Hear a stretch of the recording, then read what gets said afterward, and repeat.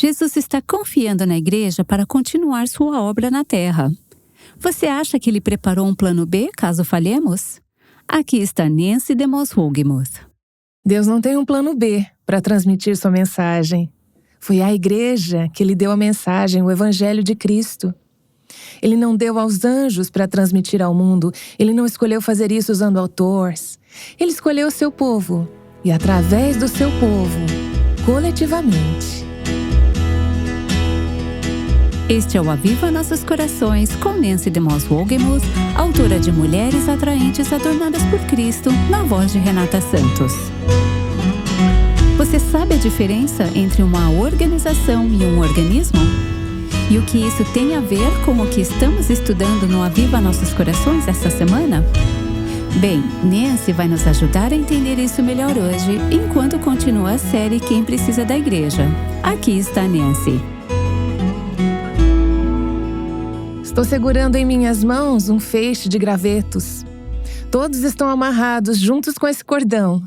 Esse feixe de gravetos é uma espécie de unidade nesses gravetos. Todos têm mais ou menos o mesmo tamanho, todos estão amarrados juntos, mas é apenas uma unidade organizacional. Esses gravetos não são realmente um. Você poderia tirá-los um a um, poderia separá-los. Não há uma unidade orgânica. Não há uma unidade interna desses gravetos. A unidade é apenas externa. É apenas esse cordão que está segurando esses gravetos juntos. Isso é uma organização. Uma organização é um grupo de pessoas organizadas para um propósito específico. É uma estrutura, diz o dicionário, por meio da qual os indivíduos cooperam sistematicamente para conduzir negócios. Um grupo de pessoas que trabalham juntos. Há algo que os une. Eles trabalham para a mesma empresa, ou frequentam a mesma escola, ou fazem parte do mesmo clube. Eles são uma organização. Agora, compare isso com a planta que está à minha esquerda. Ela tem um tipo de unidade totalmente diferente do que esse feixe de gravetos. Essa planta tem muitas partes diversas. Ela tem folhas, ela tem flores, mas há unidade interna nesta planta. Todas as partes diversas dessa planta são um crescimento de sua vida interna. É uma planta, e as diferentes partes da planta surgem dessa vida interna. Essa planta não é uma organização, ela é um organismo. É uma unidade orgânica, não uma unidade organizacional. O dicionário define o organismo como um corpo vivo, seja vegetal ou animal, composto por diferentes órgãos ou partes com funções separadas, mas mutuamente dependentes e essenciais para a vida do indivíduo. Um corpo composto por órgãos ou outras partes que trabalham juntos para realizar as várias atividades e processos da vida. Isso é um organismo. Distinguimos anteriormente a igreja com I maiúsculo como todos os cristãos de todos os tempos, em todos os lugares, que fazem parte do corpo de Cristo. Isso é a igreja com I maiúsculo. Então é a igreja local, I minúsculo, e falaremos sobre isso mais tarde nesta série. Ao pensar na igreja I maiúsculo, o que é? É uma organização ou um organismo? Algumas pessoas pensam na igreja como uma organização, apenas um grupo de pessoas que se juntam ao mesmo clube. Todas pagam as suas mensalidades ao mesmo clube. Elas estão unidas porque têm o mesmo nome de sua igreja. É assim que eles veem a igreja, como uma organização. Mas ao olhar para as Escrituras, vemos que a igreja, I maiúsculo, não é uma organização de partes independentes que não tem uma verdadeira conexão orgânica entre si. Em vez disso, é um organismo, está vivo. Todas as partes são mantidas juntas porque estão conectadas a uma fonte central de vida. A igreja, I maiúsculo, é composta por todos os cristãos que estão unidos com Cristo e, portanto, entre si. É um organismo vivo. Há um relacionamento dinâmico e crescente entre os membros do corpo de Cristo. Ao pensar na igreja, precisamos lembrar que há unidade através de Cristo. No Novo Testamento, foi um mistério revelado, disse Paulo, que os cristãos do Antigo Testamento Não entenderam que um dia Deus reuniria pessoas muito diversas, judeus e gentios, escravos e livres, homens e mulheres, e os tornaria todos parte de um corpo orgânico. Não apenas os amarrando, como esses gravetos estão amarrados em um feixe, mas realmente fazendo deles uma nova pessoa, o corpo de Cristo, o templo de Deus, a noiva de Cristo. A igreja não conhece distinções raciais, de idade, socioeconômicas, culturais. Não é incrível que você possa ir à igreja e estar com o povo de Deus e perceber que pode se relacionar, pode se conectar com pessoas que são tão diferentes de você, que, se não fosse pelo seu relacionamento com Cristo, você não teria nada em comum? Mas você tem tudo em comum, porque está em Cristo. Estamos unidos uns aos outros, uma noiva com um marido, há um rebanho com um pastor. O pastor John MacArthur destaca isso em seu livro The Body Dynamic, a dinâmica do corpo, em tradução livre. Ele diz que há ramos em uma videira, um reino com um rei, uma família com um pai, uma construção com um fundamento, um corpo com uma cabeça. Ele diz que cada uma dessas ilustrações envolve um grupo relacionado ao mesmo líder perfeito, Jesus Cristo. Há uma unidade que temos em Cristo. Então, precisamos lembrar, ao pensar na igreja, sobre a centralidade de Cristo. Ele não é apenas a fonte de nossa unidade, mas é central, ele é o núcleo, ele é fundamental para a igreja. Eu tenho um amigo que é pastor e recentemente ele pregou uma série de mensagens para a sua igreja sobre a igreja. Ele me enviou suas anotações e fui impactada por um parágrafo. Ele disse: se você tirar Cristo da imagem e divorciar qualquer uma dessas metáforas de seu equivalente, a metáfora deixa de funcionar. Um corpo sem cabeça não está vivo, não é um corpo, é apenas um cadáver. Um edifício sem fundamento não pode ficar em pé, é apenas um monte de destroços. Uma mulher sem marido não é uma noiva. Qualquer organização sem Cristo não é a igreja. Observe a centralidade de Cristo na igreja. Então, observe a propriedade de Cristo sobre sua igreja. A igreja é seu corpo, é sua igreja. Não é minha igreja que eu frequento ou sua igreja, é a igreja de Cristo. Ele a possui, ele a comprou com o seu sangue. A igreja pertence a Cristo. Perceba o senhorio de Cristo sobre a sua igreja, a centralidade de Cristo, a propriedade de Cristo, o senhorio de Cristo. Ele é o cabeça, ele está no comando, ele é o chefe, ele é o soberano Senhor de sua igreja. Isso significa que a igreja deve estar em submissão a Cristo, sua cabeça. Eu fico comovida ao pensar na presença de Cristo na igreja. Alguém me disse recentemente: existe alguma igreja onde Deus realmente está, onde há a presença de Deus? Eu sei o que ela quis dizer. O que ela quis dizer é que às vezes ficamos tão ocupados com nossos programas e nossos cultos e apenas fazendo coisas e somos alheios à presença de Deus e não sentimos a presença de Deus. Mas o fato é que, quer sintamos ou não, Cristo está presente em sua igreja. Eu amo aquela imagem nos capítulos 1 e 2 do Apocalipse. É uma visão de Cristo que foi dada ao apóstolo João. E o que é que Cristo está fazendo naquela visão? Ele está em pé, no meio de 7 candelabros de ouro, e ele está segurando 7 estrelas em sua mão direita. Aí você pensa, nossa, o que significa isso? Bem, aquele anjo explica a João o significado dessa visão. Ele diz que os candelabros são as 7 igrejas locais para as quais essas cartas foram escritas. 7 igrejas locais. E o que Jesus está fazendo? Ele está em pé no meio dessas 7 igrejas locais. Ele está lá. E as estrelas são os pastores. E Cristo as está segurando em sua mão direita.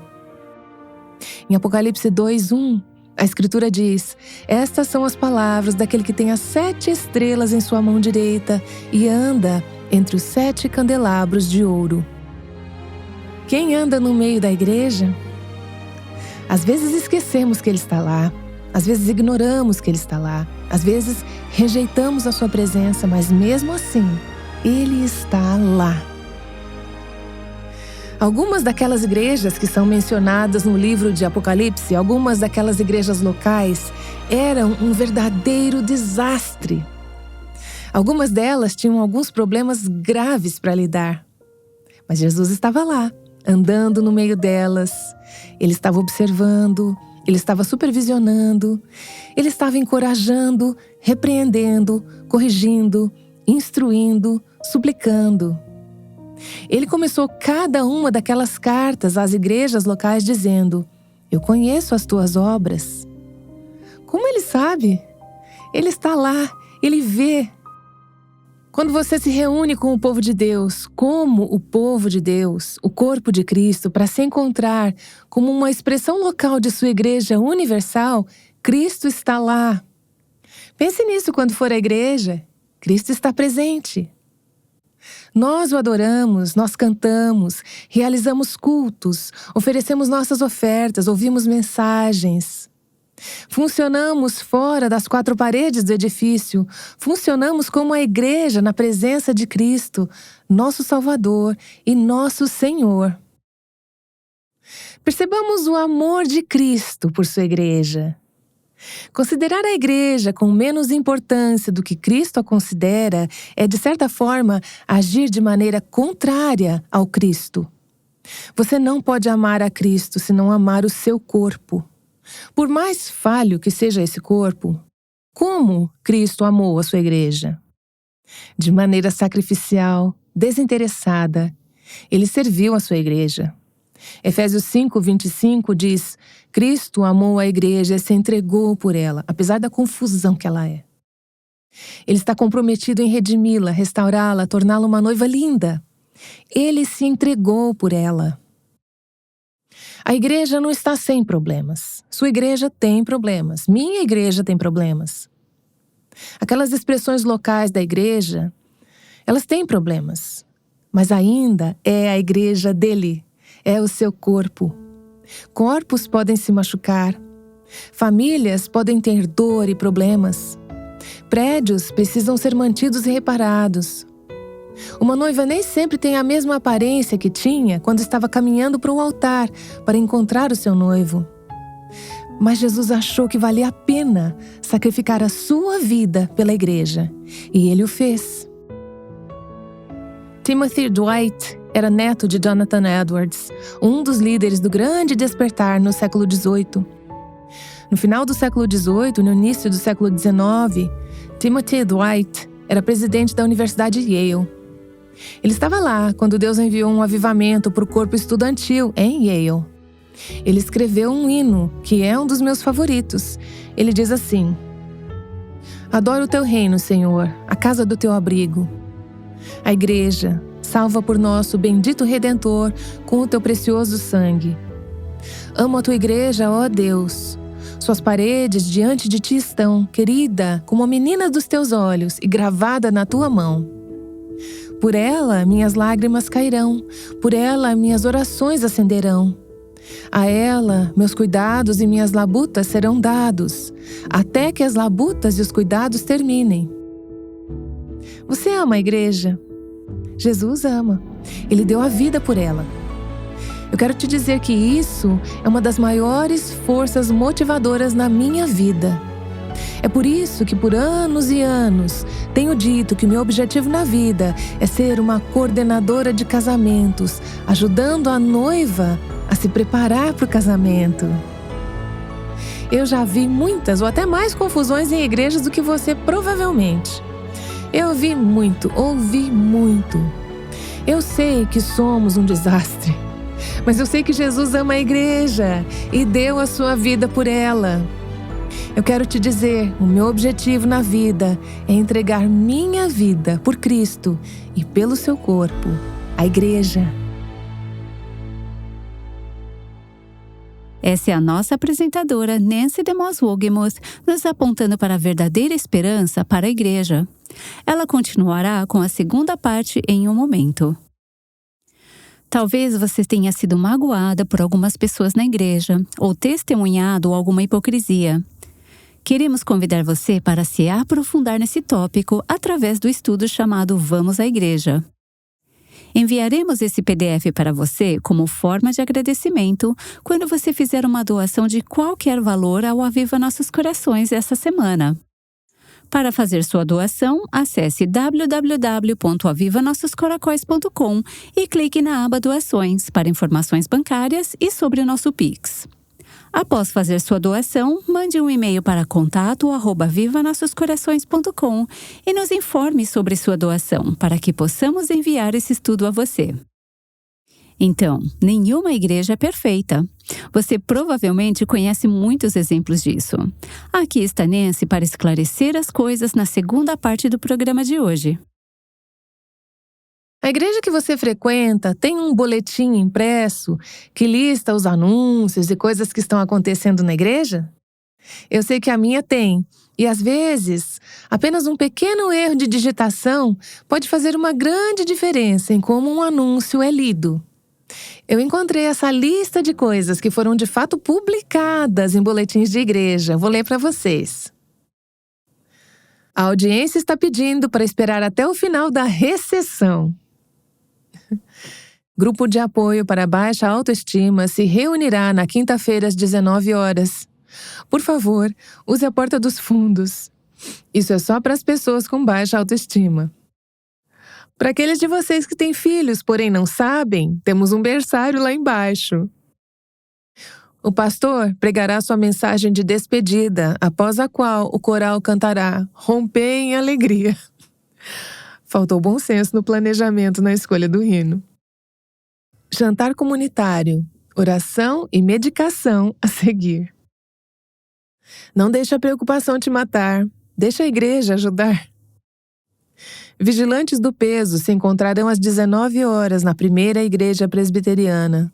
Por favor, use a grande porta dupla na entrada lateral.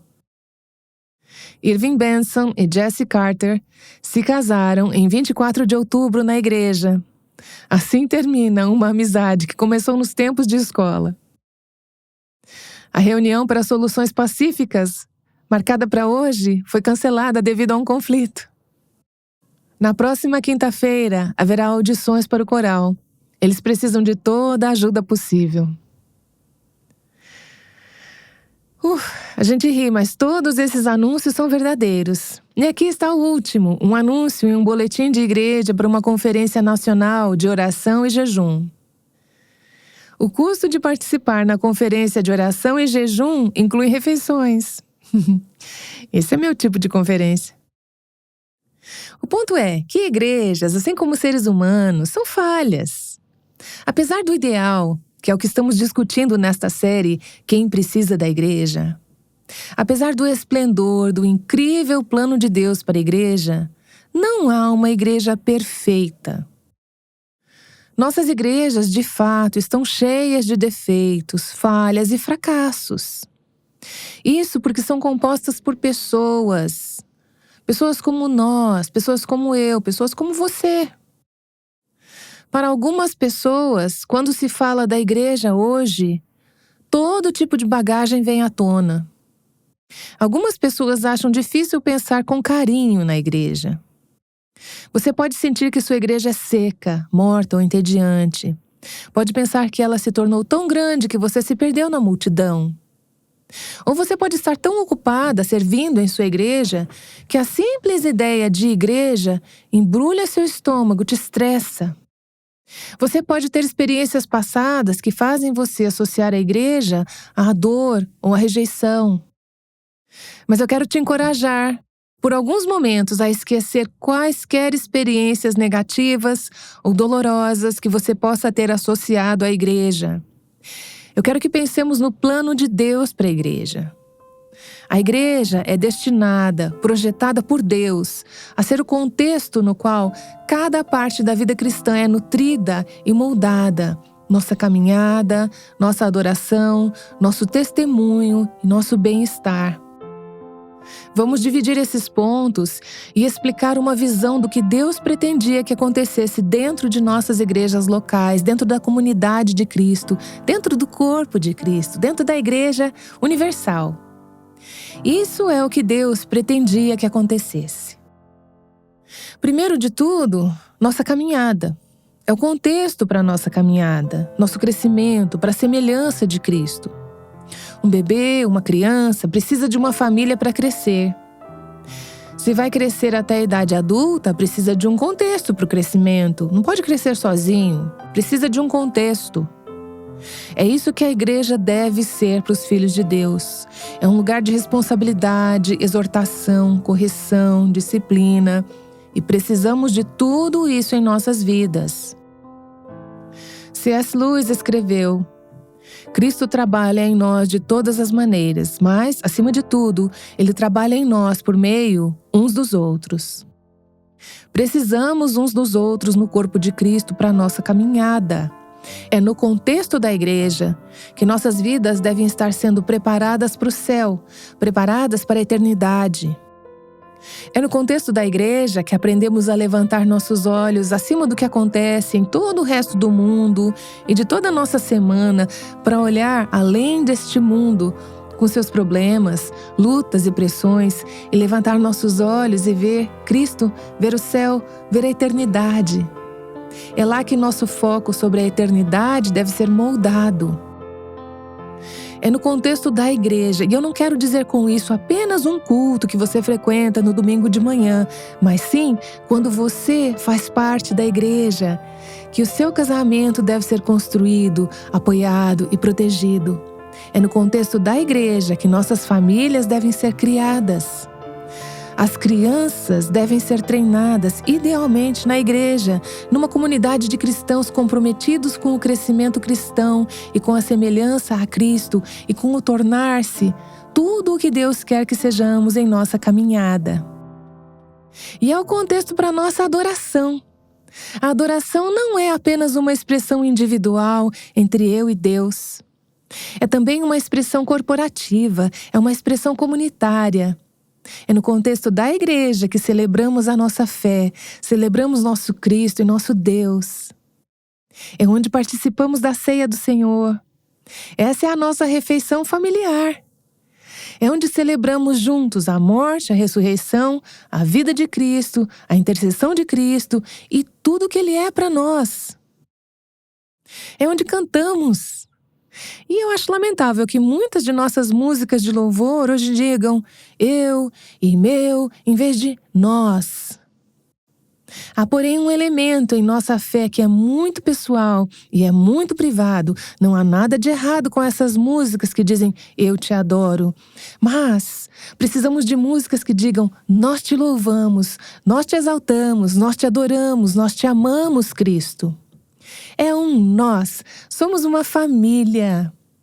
O propósito de nossa adoração não é apenas nos fazer sentir bem, é honrar e abençoar o Senhor juntos. A igreja é o design de Deus e o contexto para o nosso testemunho, para o nosso alcance no mundo, para o nosso testemunho ao mundo. Não apenas eu testemunhando pessoalmente para alguém que precisa de Cristo, mas nós testemunhando coletivamente, enquanto o mundo nos observa e diz: veja como eles se amam, veja como eles se dão bem uns com os outros, veja como eles se ajudam, veja como eles precisam uns dos outros. As pessoas querem pertencer. E nós podemos mostrar o que realmente significa pertencer a uma família e a um corpo. É a forma como Deus planejou para levar o Evangelho ao mundo. Deus não tem um plano B para transmitir a sua mensagem. É a igreja que Ele deu a mensagem, o Evangelho de Cristo. Ele não deu aos anjos para transmitir ao mundo. Ele não escolheu fazer isso usando outdoors. Ele escolheu o seu povo e, através do seu povo, coletivamente. É no contexto da igreja que o bem-estar dos outros, assim como o nosso, pode ser suprido. Quando a igreja está saudável e funcionando como deveria, não deveríamos depender do governo para atender nossas necessidades físicas, cuidar daqueles que são idosos, doentes, pobres, viúvas, órfãos ou desempregados. É responsabilidade da igreja cuidar uns dos outros, suprir as necessidades uns dos outros. Enquanto eu meditava sobre isso, 2 trechos do Novo Testamento me vieram à mente. Quando uma cristã estava individualmente cumprindo essa responsabilidade. Lembra-se de Dorcas no livro de Atos, capítulo 9? As Escrituras dizem que ela sempre fazia coisas gentis pelos outros e ajudava os pobres. Quando ela ficou doente e morreu, o apóstolo Pedro entrou e as Escrituras dizem: todas as viúvas o rodearam, chorando e mostrando-lhe os vestidos e outras roupas que Dorcas tinha feito quando ainda estava com elas. Isso está em Atos 9, versículos 36 a 39. Esse era um exemplo da igreja trabalhando, cuidando do bem-estar das viúvas. Não são apenas os cristãos, individualmente, que cuidam do bem-estar de outros cristãos, mas a igreja é corporativa, coletivamente. Em tempos de crise, a igreja frequentemente fornece ajuda. Penso na passagem em Atos, capítulo 11, onde os cristãos em Antioquia souberam que haveria uma fome mundial. Aquela igreja, em Antioquia, fez uma oferta para enviar aos seus irmãos e irmãs em Jerusalém. Veja como eles cuidaram uns dos outros. Isso está em Atos, capítulo 11, versículos de 19 a 30. É no contexto da igreja que não apenas o nosso bem-estar físico pode ser atendido, mas também nossas necessidades relacionais. As Escrituras dizem que Deus coloca os solitários em famílias. Eu estava conversando com uma amiga outro dia que é solteira, e ela estava expressando sua preocupação sobre envelhecer e ficar sozinha, e como seria cuidada financeiramente. E eu disse a ela, como já disse a outros, que essa é outra razão importante para todo cristão se envolver na vida de uma igreja local, uma família, um corpo, uma comunidade. Não apenas o seu nome no hall da igreja, mas sua vida conectada à vida do povo de Deus. A igreja é o lugar onde, idealmente, deveríamos poder receber conforto quando estamos de luto. Penso em todas as vezes na minha própria vida em que o corpo de Cristo esteve presente. Estou falando sobre a morte do meu pai por um ataque cardíaco, a morte do meu irmão em um acidente de carro. Em tempos de perda pessoal e luto ou luta, o povo de Deus estava presente, caminhou comigo e me carregou e orou por mim, em momentos em que eu não conseguia orar por mim mesma.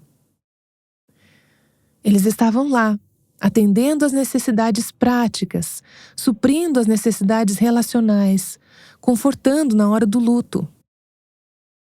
Ouça, você pode amar algum pregador de rádio ou televisão em particular, mas eu vou te dizer uma coisa: ele não estará ao seu lado quando seu pai morrer. Isso aconteceu com um amigo meu nesta semana. Aquele pregador na TV ou no rádio, ele não vai chorar com você quando seu filho se rebelar. Ele não estará presente quando seu marido perder um emprego ou a sua casa queimar em um incêndio, como aconteceu com a nossa família. Aquele pregador não vai ficar acordado até tarde da noite tentando ajudar a salvar o seu casamento quando for necessário, ou seu filho ou sua filha estiver perdido. Ele não será aquele a batizar os seus filhos ou a tentar ajudar a restaurar você quando cair em pecado. Precisamos da igreja, precisamos da comunidade de fé, precisamos do corpo local de Cristo. Precisamos uns dos outros. Conversei com uma mulher há pouco tempo que estava no meio de uma grande crise. Ela acabara de ser demitida do emprego e, em questão de dias, soube que sua filha adulta havia tirado a própria vida. Apesar de estar passando por isso, essa mulher tinha uma paz incrível em meio à sua dor.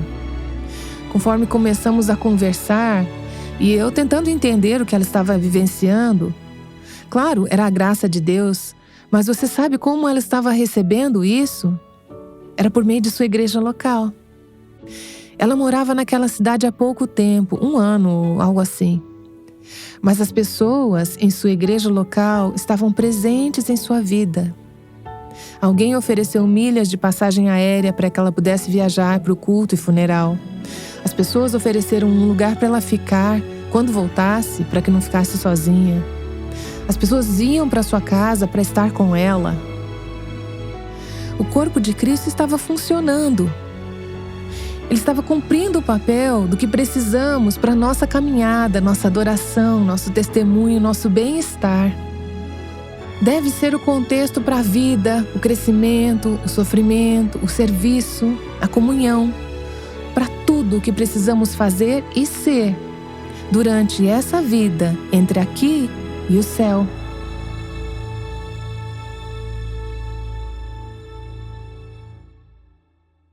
Esse conceito de estar conectado à vida uns dos outros é tão importante. Nancy DeMoss Wolgemuth tem nos mostrado que Deus realmente não tem um plano B para realizar sua obra. Eu me pergunto, se os escritores do Novo Testamento estivessem escrevendo hoje, será que diriam dessa forma? Conecte-se à vida uns dos outros?